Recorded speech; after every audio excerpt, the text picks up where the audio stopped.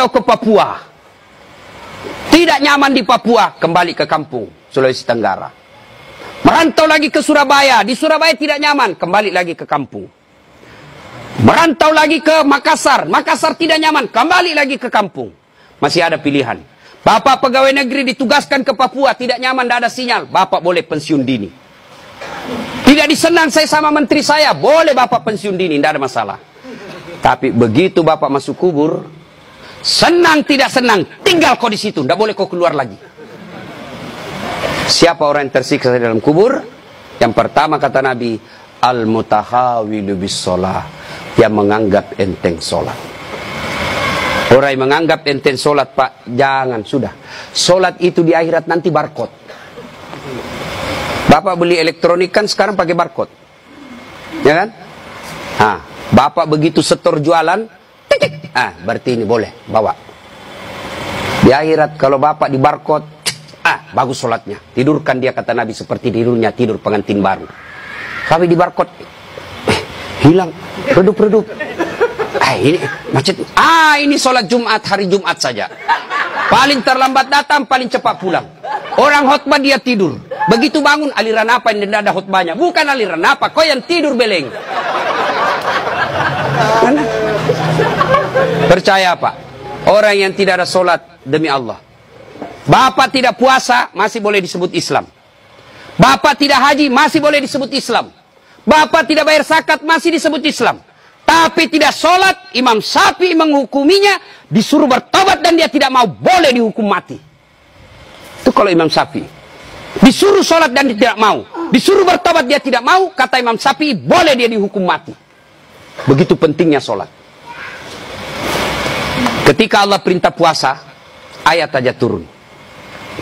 Allah perintah haji, ayat saja turun. Allah perintah zakat, ayat saja turun. Allah perintah sholat, tidak boleh ayat turun. Rasulullah dijemput oleh 4 malaikat menghadap kepada Allah. Kenapa? Ini perintah penting. Diberikan perintah sholat.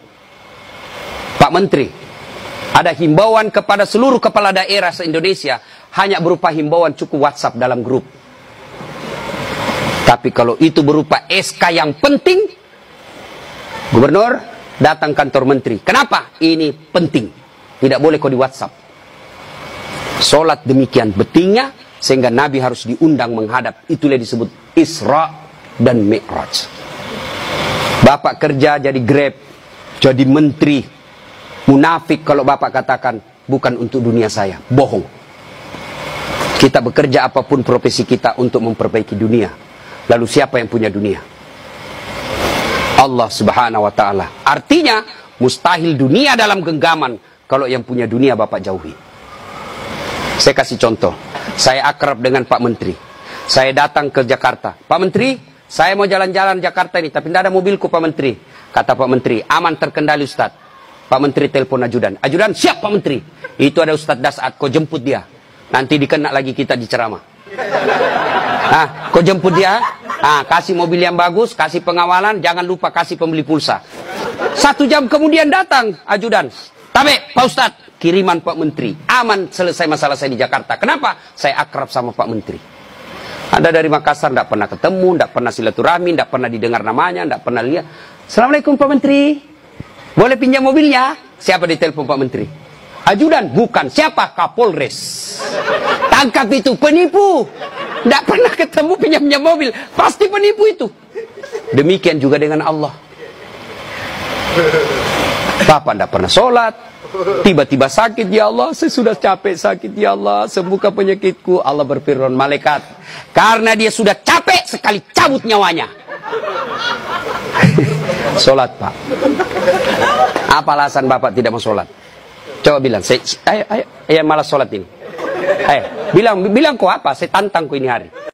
Paling ibu-ibu haid 3 kali haid 1 bulan.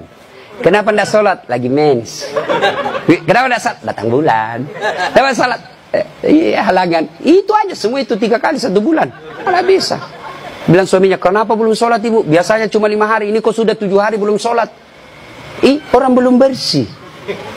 Masih ada sedikit-sedikit. Dia bilang suaminya, kok bohong ya? Apa bohong? Saya kasih lihat kau. Beleng-beleng. Apa kasih lihat dong kok? Ya. Apalagi ibu-ibu banyak ndak sholat. Kalau ada pesta pengantin, mukanya dikira tembok, coklat, biru, krem, abu-abu. Apalagi banyak ibu ndak sholat gara-gara apa? Jilbab. Jilbab sakaratil maut. 3 lapis. Saya ini keliling-keliling ceramah, Pak. Saya ke Brunei, itu ibu di sana siku 3 saja kasih peniti selesai. Di Malaysia juga begitu, Filipina Selatan juga begitu. Saudi lebih gampang masuk kasih selesai, Pak. Di sini la haula wala quwata illa billah. Bingung saya bisa lihat, dia pengantin gimana caranya dipakainya. Oh, 3 lapis, Pak, ada miring-miring sedikit. Nah, ada cipin-cipin ini, ada kayak pohon di belakang. Bah. Begitu dia bilang suaminya, "Bu, kau pergi sholat." Sadar kok, Pak. Saya sadar, saya suruh kau sholat. Bi sholat. Kau ndak lihat ini, Pak, 1 jam dipakai di jilbab. Dongo. Gara-gara jilbab ndak sholat, beleng-beleng. Ya nggak tahu, Bu. Saya suruh sini sholat, Pak. Adik-adik, saya bisa cerita seperti ini karena saya alami. Percayalah, Pak. Mustahil Allah sengsarakan hidupnya orang baik sholatnya. Tuhan apa yang sengsarakan hidupnya orang baik sholatnya? Udahlah, Pak. Bapak mau dekat sama Pak Menteri, ndak usah cari muka sama Menteri. Muka Bapak sudah bagus. Ada juga siapa. Ya, cemen lu, men. Kerja aja yang baik. Selebihnya, sholat, minta kepada Allah. Kecil buat Allah jadi menteri. Kecil buat Allah dapat proyek, kecil. Jangankan yang tidak masuk, yang masuk akal. Tidak masuk akal Allah kasih. Masuk akal ndak manusia dibakar hidup-hidup bisa hidup? Masuk akal ndak? Nggak masuk akal, tapi kalau Allah mau, Ibrahim alaihissalam dibakar keluar kedinginan. Masuk akal nggak perempuan hamil tidak pernah disentuh laki-laki? Kata ilmu kedokteran, nggak mungkin Ustaz. Tapi kalau Allah yang mau, Siti Maryam. Lahir Isa tanpa pernah disentuh laki-laki. Cuma sekarang banyak perempuan mau sayangan Siti Maryam. Ada suaminya ada nanya, beleng-beleng. Coba. Coba. Subhanallah. Banyak kejadian tidak masuk akal tapi terjadi. Masuk akal enggak orang bisa hidup dalam perut ikan? Ada pernah masuk perut ikan? Kalau saya ikan masuk dalam perutku. Kalau Allah yang mau, Yunus alaihissalam 40 hari dalam perut ikan, hidup keluar dengan selamat. Apalagi sekedar punya mobil kecil buat Allah, kecil. Lunas rumahmu kecil buat Allah, terhindar dari wabah kecil buat Allah. Allah cuma minta ista'inu bisabri wassalah. Sabar, perbaiki solatmu, saya yang selesaikan semua masalahmu. Itu